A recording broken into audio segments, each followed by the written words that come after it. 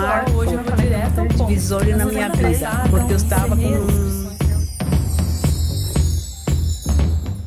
Olá pessoal, aqui é a professora Vanessa Anguinoni e hoje a gente tem uma proposta um pouquinho diferente. A gente vai falar um texto ou comentar algum livro, alguma coisa que seja interessante. Para começar, eu vou utilizar um capítulo desse livro aqui, ó, que a gente já compartilhou muitas vezes sobre ele nos grupos. O que o seu médico não sabe sobre medicina nutricional pode estar matando você.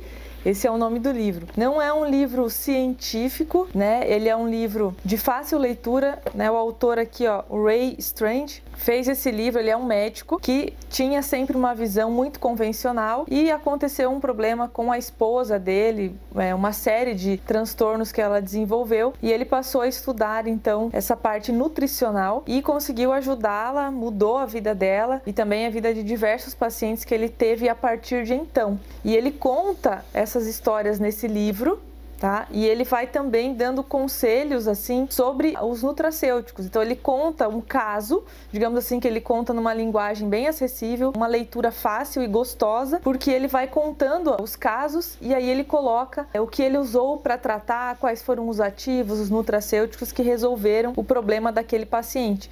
E tem aqui várias doenças crônicas, tá? Bem interessante. Existe esse livro aí, acho que em PDF também. E eu escolhi um capítulo cujo nome é assim, né? O título é bem interessante. É o capítulo 16, que diz assim: a posição dos médicos contra os suplementos nutricionais. Vamos ler aqui e eu vou comentando com vocês o que a gente enxerga dentro da ortomolecular sobre esse assunto. E a pergunta que fica é: será que a gente necessita suplementar? A gente vai responder essa pergunta quando terminar aqui. Tem muita gente que pergunta isso, pessoal. Ah, mas eu tenho uma alimentação boa, né? O que é uma alimentação boa, entre aspas? Ele coloca algumas informações aqui pra gente sobre alimentação que vão nos trazer respostas ou justificativas do porquê que eu sempre falo para vocês que é difícil ter algum paciente, alguma pessoa que eu acho que não deva ou que não precise suplementar nada. Conforme relembro meus primeiros anos de prática médica, lembro-me claramente de minha própria posição contra a suplementação nutricional. Assim,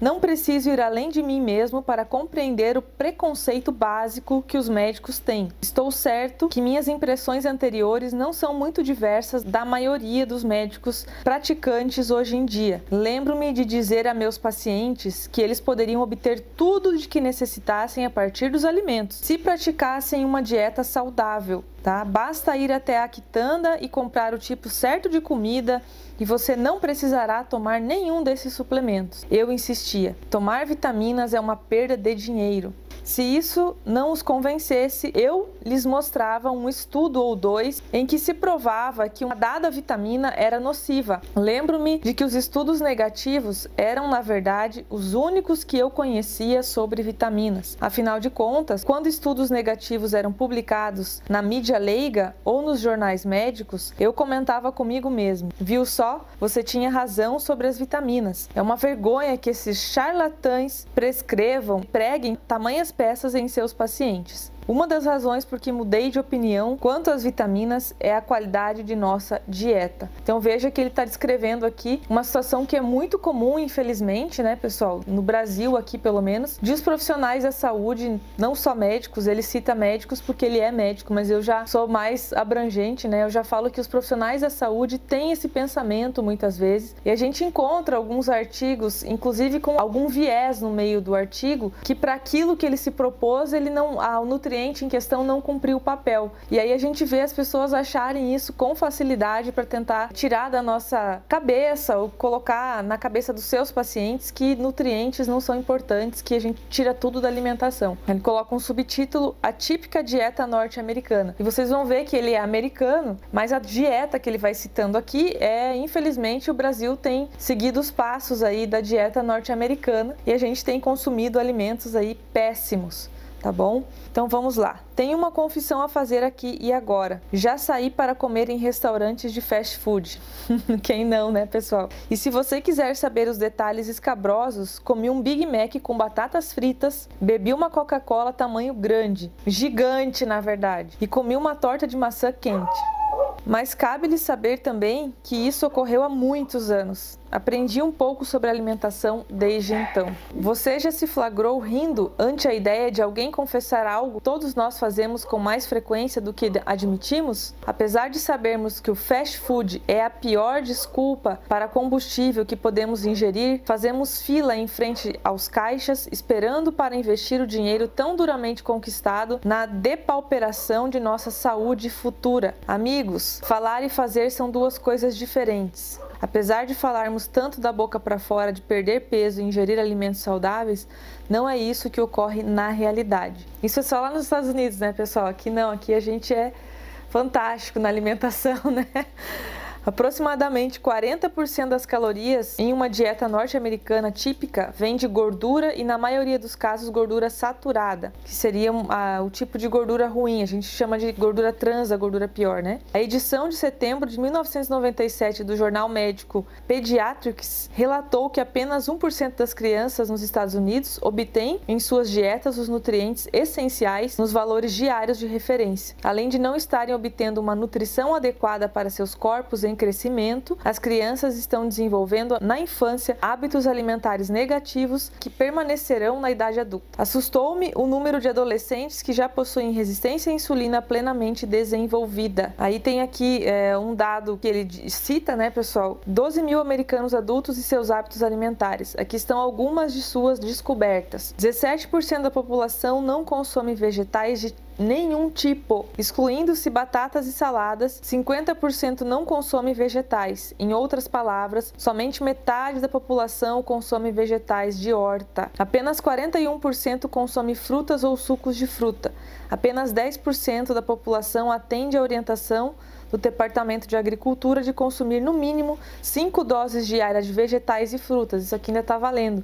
Se não me engano, passou a ser 8 doses diárias de vegetais e frutas. Entre os afro-americanos, apenas 5 consomem a quantidade recomendada. Está fazendo um pano de fundo aqui para mostrar como as pessoas se alimentam nos Estados Unidos, e eu já digo que é da mesma forma que a gente se alimenta aqui, porque eu atendo adolescentes, crianças. É lamentável às vezes os índices de insulina de jejum que eles têm apresentado e de perfil lipídico, tá? Fora queixas que eles apresentam aí que eu já considero queixas de pessoas idosas, como dores, né, pelo corpo, dores articulares, dores musculares.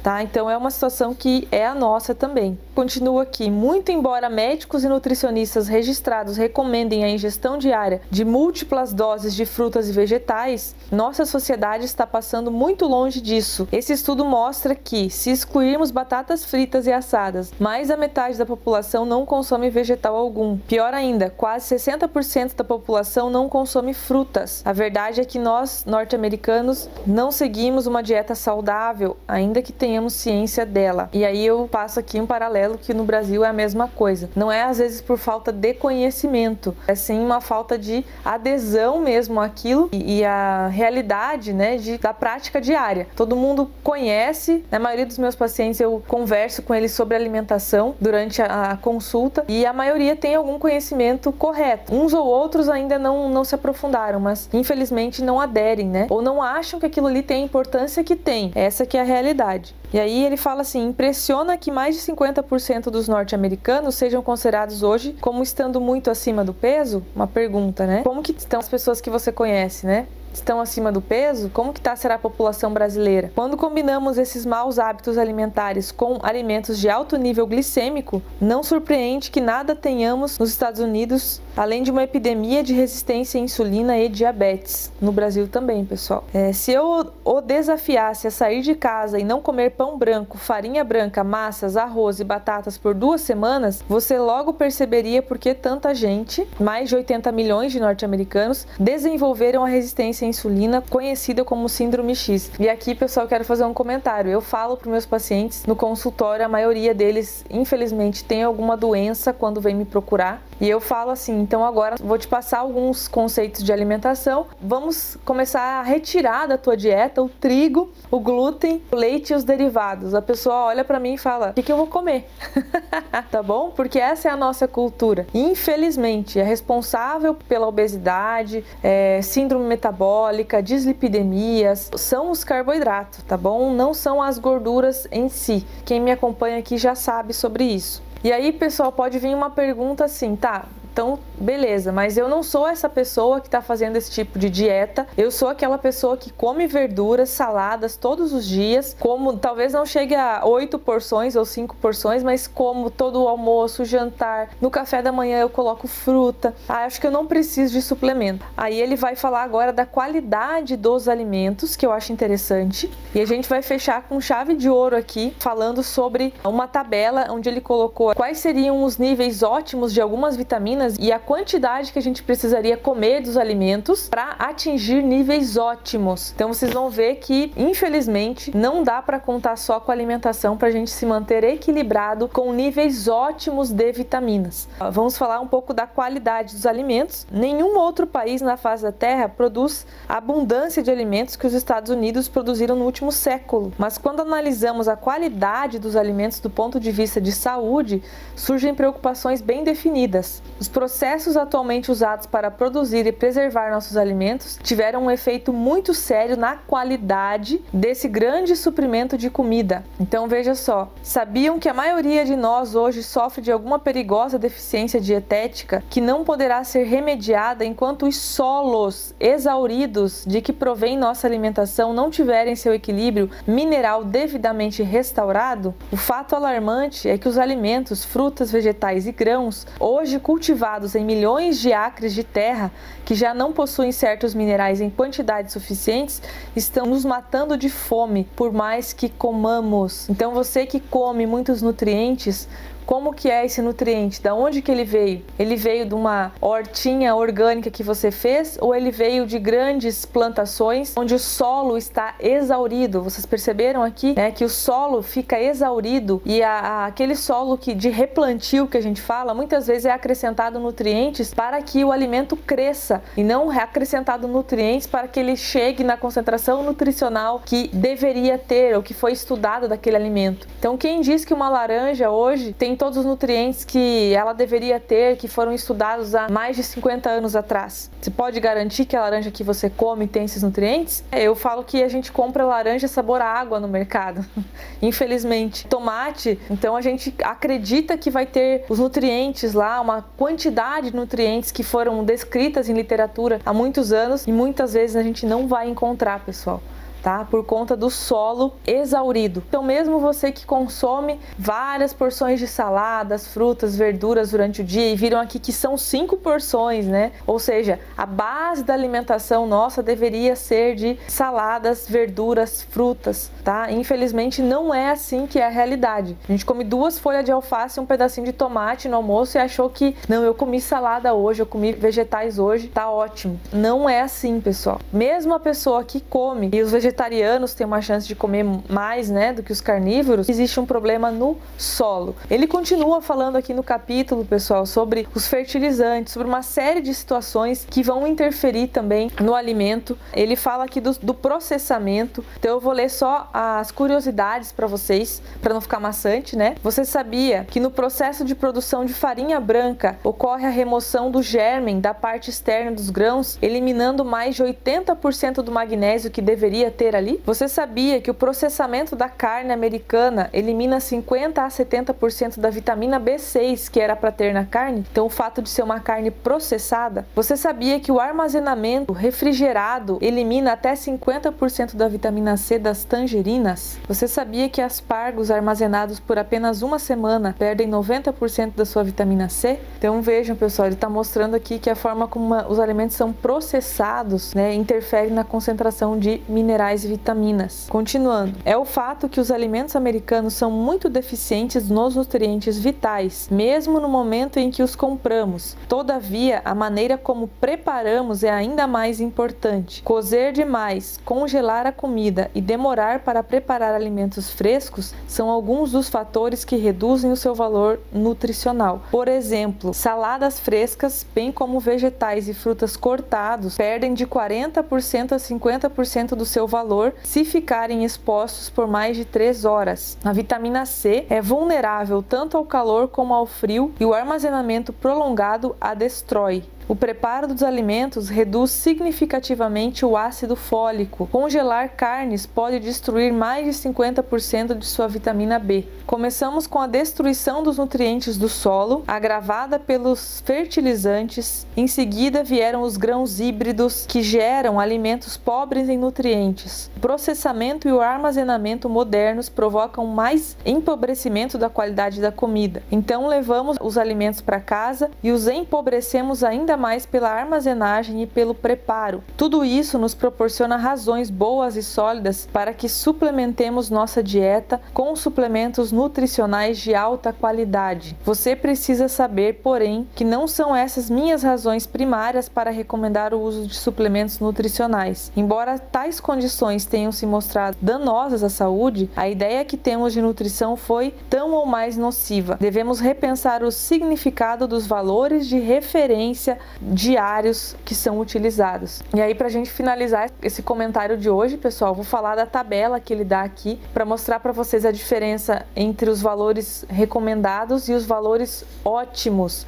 Aquilo que tem estudos já mostrando, por exemplo, que o nutriente, para que ele faça uma função antioxidante, a vitamina E, uma função antioxidante do endotélio vascular, a gente teria que ter, vou ler aqui, 450 UI por dia dessa vitamina sendo consumida. Se a gente olhar os valores de referência diário, vai dar menos aqui. Deixa eu ver da vitamina E, ver se eu acho aqui para vocês, para não ficar lendo tudo. O valor diário de referência de vitamina E é 10 UI. Em algumas tabelas chega a 30, pessoal. Veja a diferença de 30 UI para 450. Eu acho que está devendo esses valores diários, porque esses valores eles são muito desatualizados muitas vezes com o consumo nosso de vitaminas em relação ao estresse do dia a dia e ao que a gente tem de agressão. Depois, quem for ler o livro vai poder ler isso em detalhes. E eu vou falar da tabela agora, que ele deu de exemplo pra gente. Olha só, o título da tabela é assim: quantidade de alimentos necessárias para atingir níveis otimizados de nutrientes. Não estou falando de valor de referência mínimo, estou falando dos níveis ótimos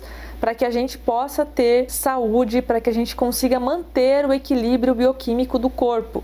E eu sempre falo isso nos vídeos para vocês, que existe diferença entre valores mínimos e valores ótimos de tudo. Então eu vou ler os exemplos que ele deu aqui na tabela. Ele colocou então a vitamina E. O ótimo seria a gente ter 450 UI por dia. Então olha as opções que ele te dá. Você pode comer 33 brotos de espinafre, ou então 12 quilos de manteiga, 80 abacates médios, se você conseguir comer, 80 mangas também podem trazer essa dose para você, 1 quilo de semente de girassol, 23 xícaras de germen de trigo ou 1,6 litros de óleo de milho você tomar. Então só pra gente ter um valor de comparação com alguns alimentos comuns. Não é que eu estou estimulando você a ir lá e comer 80 abacates num dia, né, pessoal? Olha só a vitamina D, para termos 600 UI por dia provenientes da alimentação. 600 UI só, pessoal, por dia. Teria que comer 22 gemas grandes de ovos, 6 xícaras de leite fortificado, 30 colheres de sopa de margarina, 400 gramas de camarão. Acho que o camarão nós estamos aceitando, né? Se alguém quiser dar pra gente 400 gramas de camarão, vai fácil.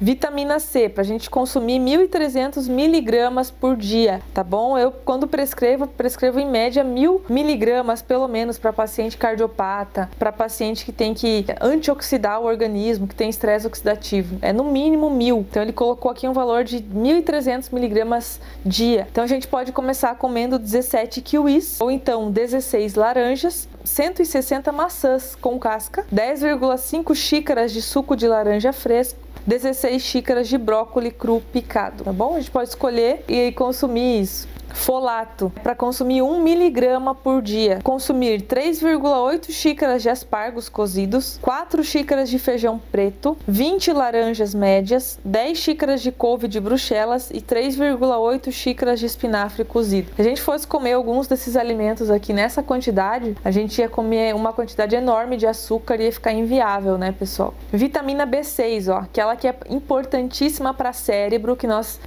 comentamos na semana passada aí no vídeo sobre os transtornos mentais, né, transtornos de humor, quais eram alguns nutrientes importantes, e a vitamina B6 é importantíssima, e aqui ele colocou 27 miligramas tá? Eu costumo prescrever quando alguém tem algum sintoma, algum transtorno mental, 50 miligramas 2 vezes. Então veja que 27 miligramas teria que comer 41 bananas, 38 batatas cozidas médias com casca, 77 xícaras de lentilha, 7 quilos de peito de frango e 18 xícaras de germe de trigo. Acho que tá difícil suprir a necessidade de vitamina B6 aí com os alimentos, né?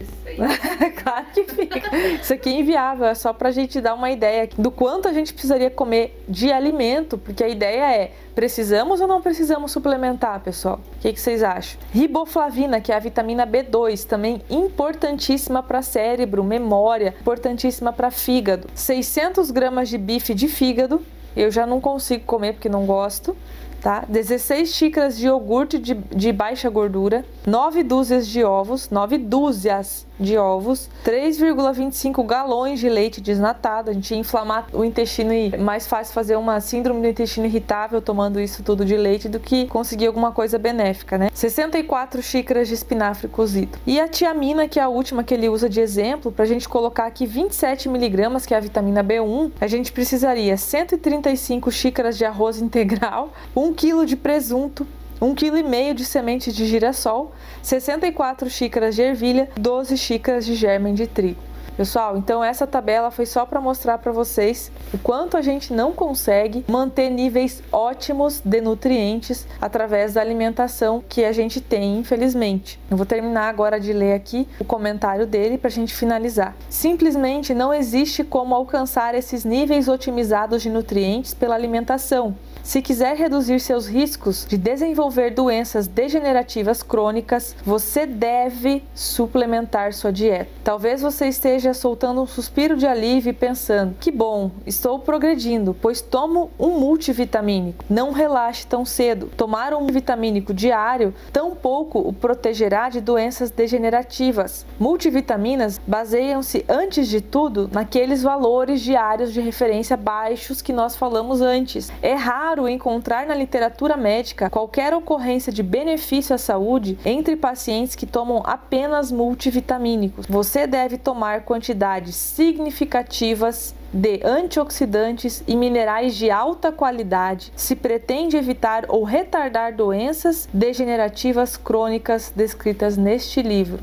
Aí ele vai fazer comentários em seguida aqui sobre o risco e a segurança da utilização nutricional mais elevada ou terapêutica, que é o que nós fazemos na ortomolecular, e aí ele vai recomendar sempre que exista um profissional acompanhando os pacientes para que faça essa suplementação otimizada de vitaminas e minerais, tá bom? Quando alguém perguntar para vocês, pessoal, algum paciente, algum amigo, ou que a pessoa fizer esse comentário de que ela não precisa suplementar, provavelmente porque ela tem uma ótima alimentação, né? Você pode mandar esse vídeo para elas e falar assim: assiste até o final e depois a gente conversa sobre suplementação, tá bom? Espero que tenha ajudado vocês a entender a importância que existe em suplementar e, além disso, a importância que existe em suplementar de forma otimizada, correta e segura, tá bom? Um abraço a todos e até o próximo vídeo.